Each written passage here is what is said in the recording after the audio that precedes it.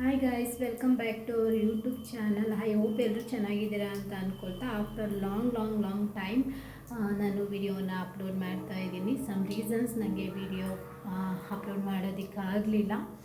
Sorry for that. ಇವತ್ತು ನಾನು ಒಂದು ಪುಟ್ಟ ರೆಸಿಪಿಯೊಂದಿಗೆ ವ್ಲಾಗ್ನ ಸ್ಟಾರ್ಟ್ ಮಾಡ್ತಾಯಿದ್ದೀನಿ. ಕ್ವಿಕ್ಕಾಗಿ ತೋರಿಸ್ತೀನಿ. ಒಂದು ಹಳ್ಳೀಲಿ ಮಾಡೋ ಒಂದು ರೆಸಿಪಿನ ನಾನು ನಿಮ್ಮ ಜೊತೆ ಶೇರ್ ಮಾಡ್ತಾಯಿದ್ದೀನಿ. ಏನಪ್ಪ ಅಂತ ಹೇಳಿದ್ರೆ, ಹಸು ಕರು ಹಾಕಿದಾಗ ಸ್ಟಾರ್ಟಿಂಗ್ ಒಂದು 2-3 ದಿನ ಕೊಡುವಂಥ ಹಾಲನ್ನ ಗಿಣ್ಣು ಹಾಲು ಅಂತ ಹೇಳ್ತಾರೆ. ಅದರಲ್ಲಿ ಗಿಣ್ಣು ಕೂಡ ಮಾಡ್ತಾರೆ. ಸೊ ಅದರದ್ದು ಕೂಡ ನಾನು ರೆಸಿಪಿನ ನನ್ನ ಯೂಟ್ಯೂಬ್ ಚಾನಲಲ್ಲಿ ಅಪ್ಲೋಡ್ ಮಾಡಿದ್ದೀನಿ. ಸೊ ಬೇಕಾದ್ರೆ ಲಿಂಕ್ನ ನಾನು ಡಿಸ್ಕ್ರಿಪ್ಷನಲ್ಲಿ ಕೊಟ್ಟಿರ್ತೀನಿ, ಚೆಕ್ ಮಾಡ್ಬೋದು.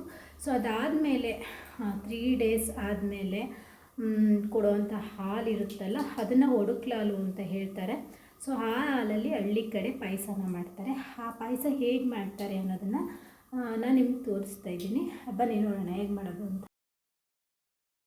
ಇದು ಬಂದುಬಿಟ್ಟು ಒಡಕ್ಲಾಲು, ಅಂದರೆ ಹಸು ಕರು ಹಾಕಿದ 3-4ನೇ ದಿನಕ್ಕೆ ಕೊಡುವಂಥ ಹಾಲೇ ಒಡಕ್ಲಾಲು. ಇದರಲ್ಲಿ ಹಳ್ಳಿ ಕಡೆ ಪಾಯಸನ ಮಾಡ್ತಾರೆ. ಸೊ ಇಲ್ಲಿ ನಾನು ಹಾಲನ್ನ ಸೋಸಿದ್ದೀನಿ, ಅಂದರೆ ಏನಾದರೂ ಡಸ್ಟ್ ಏನಾದ್ರು ಇದ್ದರೆ ಅದು ಹೋಗಲಿ ಅಂತ ಹೇಳ್ಬಿಟ್ಟು ಅದನ್ನು ಸೋಸಿ ಒಂದು ಪಾತ್ರೆಗೆ ಹಾಕಿ ಬೆಲ್ಲ ಎಷ್ಟು ಬೇಕು ನಮಗೆ ಸ್ವೀಟ್ಗೆ ಅಷ್ಟು ಬೆಲ್ಲನ ಹಾಕಿ ಎರಡನ್ನೂ ಕೂಡ ನಾನು ಕುದಿಸ್ಕೊಂಡಿದ್ದೀನಿ. ಸೊ ಈಗ ಹಾಲು ನೋಡ್ತಾ ಇರ್ಬೋದು ಸ್ವಲ್ಪ ಒಡೆದಿದೆ. ಸೊ ಬೆಲ್ಲ ಹಾಕಿ ಹಾಲು ಜೊತೆ ಒಂದು 2-3 ನಿಮಿಷ ಕಾಯಿಸಿದಾಗ ಈ ಥರ ಹಾಲು ಒಡೀತದೆ.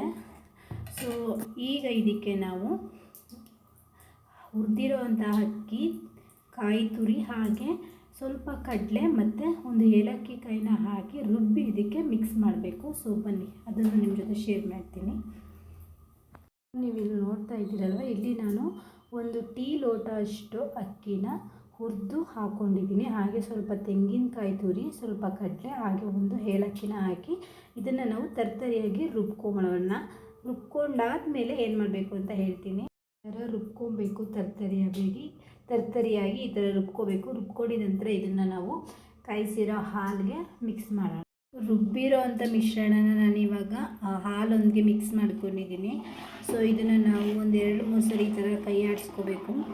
ಅದಾದಮೇಲೆ 1-2-3 ಕುದಿ ಬಂದ ತಕ್ಷಣ ಆಫ್ ಮಾಡಿದ್ರೆ ಸಾಕು, ಯಾಕೆಂದರೆ ಆಲ್ರೆಡಿ ಹಾಲು ಕಾದಿರುತ್ತೆ. ಸೊ ಜಾಸ್ತಿ ಕುದಿಸೋ ಅವಶ್ಯಕತೆ ಇಲ್ಲ. ಸೊ ಫೈನಲಿ ಪಾಯಸ ಹೇಗೆ ಬಂತು, ಟೇಸ್ಟ್ ಹೇಗಿತ್ತು ಅಂತ ನಿಮಗೆ ಹೇಳ್ತೀನಿ, ಬನ್ನಿ. ಸೊ ಫೈನಲಿ ಪಾಯಸ ರೆಡಿ ಆಗಿದೆ.